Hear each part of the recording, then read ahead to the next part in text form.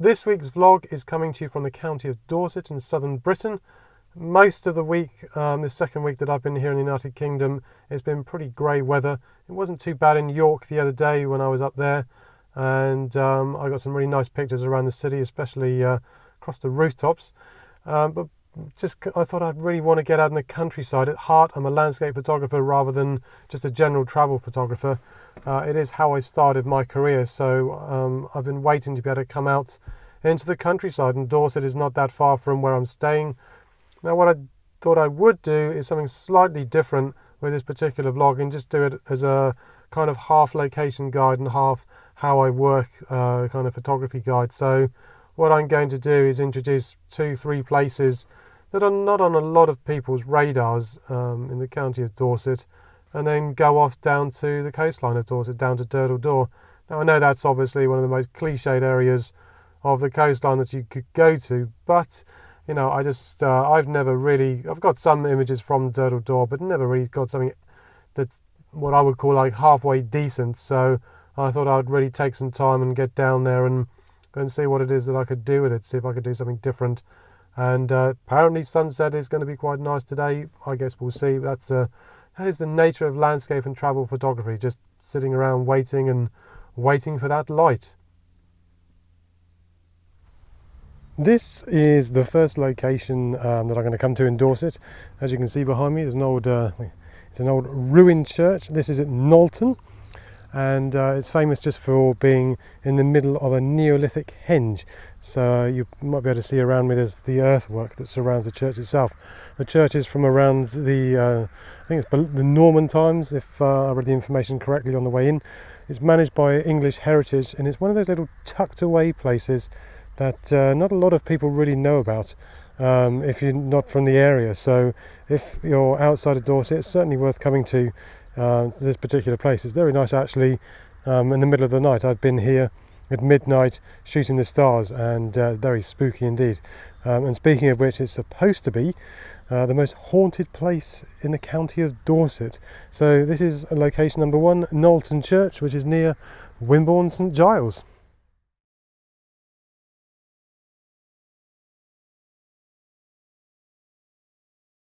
This is location number 2. It's a small avenue of trees which is just outside the village of Moor Crickle. It's really nice just for the fact that there's not a lot of people that at all come down this road. It's only really the locals you're going to get coming up and down this road. So you can put your tripod in the middle of the road, put a long lens on your camera and shoot either up or down the avenue of trees depending on the position of the sun, and you can get a nice long lens shot of this avenue of trees here. Now it is a lot better of course with all the leaves on the trees, either in the late spring, summer, and obviously autumn of course with the colour in the trees. It's certainly worth coming down here, as it's only, I said, like 3-4 minutes away from Norton Church, so just do bear it in mind. If you go to Norton, do come down to Moor Crickle and see this avenue of trees. What I'm going to do now is I'm going to drive down to the coast of Dorset. On my way there, I'm going to film the drive through the beach avenue at Kingston Lacy. It's not somewhere that's not known at all. It is actually quite well known, being part of the National Trust estate of Kingston Lacy. So if you're in this area of Dorset, do drive down this avenue of trees. It's well, obviously first here at Moor Crickle, but go find the beach avenue at Kingston Lacy. Spectacular drive. It's a nice undulating road. And any time of the year it's worth going down that beach avenue. It's a spectacular sight to see, absolutely amazing. I'm surprised it's not crowded with photographers all the time, but obviously you do get photographers here and there photographing this spectacular beach avenue that you're just about to see coming up in a minute. I'm now going to be driving down the beach avenue at Kingston Lacy. As you can see, as the avenue of trees starts, this magnificent avenue of beech trees here is certainly worth a detour if you happen to be visiting the estate of Kingston Lacy, and do come up the road and see this magnificent avenue of beech trees. It works any time of the year, in winter, spring, summer, autumn, any time of the year. It's a fantastic location to come down to. I always like putting on a long lens and looking down the avenue of trees, trying to avoid all the cars of course, and it's certainly worth as I said, bit of a diversion just to come down here to be able to photograph this magnificent avenue of trees. As you can see, there's a lot of cars on the road. It's the main road between Wimborne and Blandford. You can do a photograph in the middle of the road, but I urge you to take somebody with you if you do that, as it's very busy and very dangerous. I have done it, but you could lose your life if you just stand in the middle of the road and you're not paying attention. So be very, very cautious if you stand in the middle of the road.